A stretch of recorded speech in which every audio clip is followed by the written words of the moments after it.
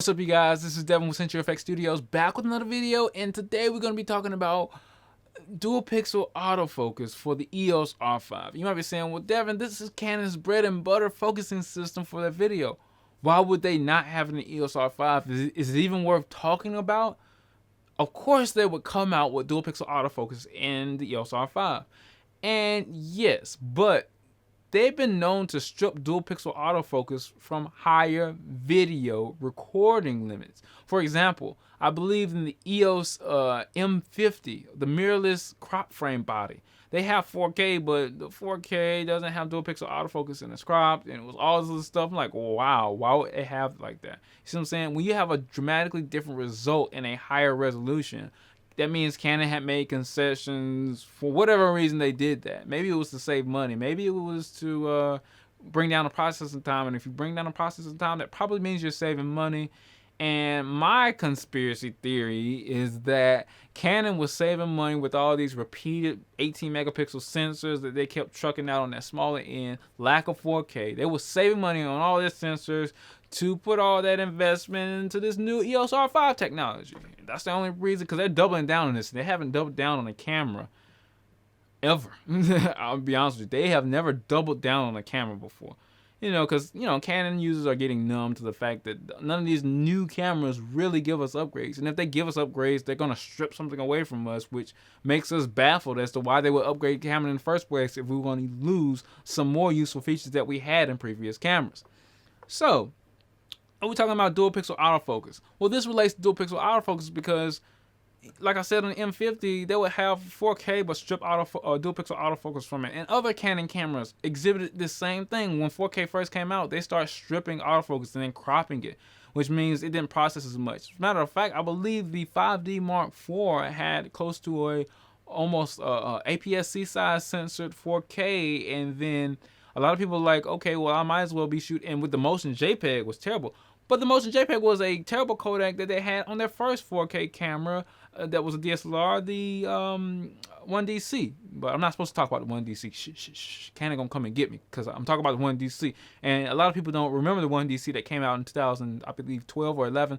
And it came out the 1DX. It was pretty much the exact same camera as the 1DX. They even shared the same manual. If you look up Philip Bloom's video on the 1DX and the 1DC, you'll see that they're exactly the same cameras, except the 1DC just has a lot of video features that the 1DX don't have. But the 1DX is still a part of the 1DC, as you can use an 18 megapixel sensor to take nice JPEGs. So it was an amazing camera for its time, but Canon doesn't really want us to talk about that. It has a motion JPEG, but that was understandable back then because nobody had 4K at their disposal.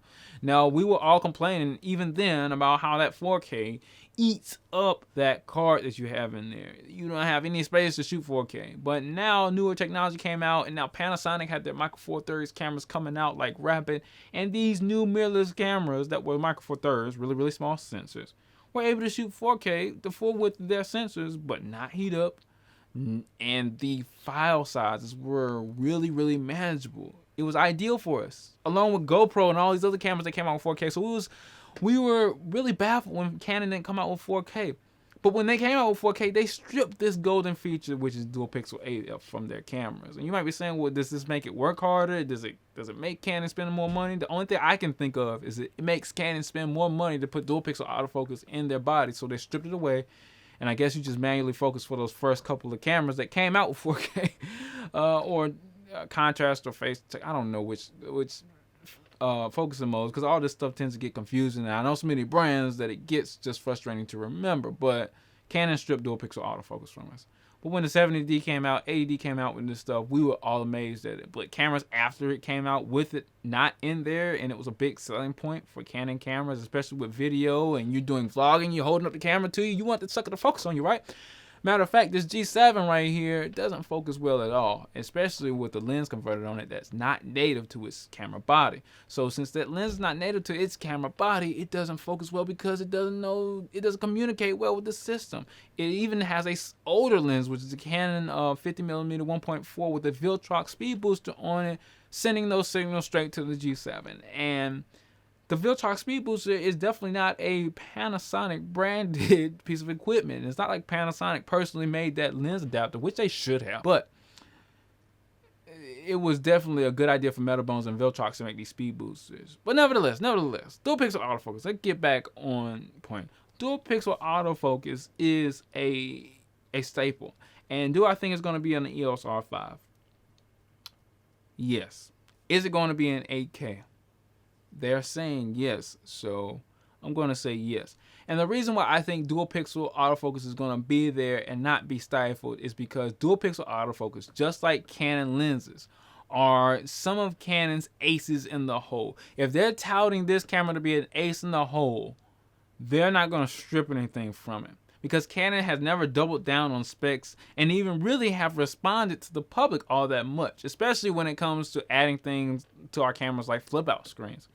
And, you know, they wanted to keep their cameras in nice, durable fashion with the 5Ds and the 1DXs by not ever.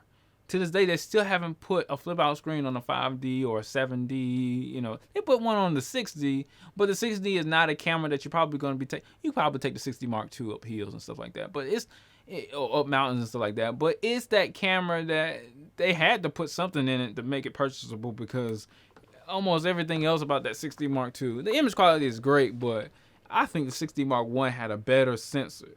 If you took that 6D Mark I sensor out of that 6D Mark I, gave it better autofocus, and put that flip out screen and all the other stuff and 4K on it, dude, the 6D Mark II would be an amazing camera if it had the sensor from the 6D Mark I, 4K, and a better autofocusing system. It just seemed like they put the 6D Mark I's autofocus system on there and then just put a whole bunch of extra points on there and called it the 6D Mark II. But anyway, I digress. The Eos-R5 is supposed to have all this stuff made in spades. So it's kind of like you got all these aces up your sleeve because you got all these spades. But that also leads me to think, how much is this camera going to cost? But that's another video all in itself. But what do you think, guys? Is dual pixel autofocus a stat that they're really, like they claim, they're not going to strip it out of the Eos-R5? Are they really going to keep that 8K in there? I wonder.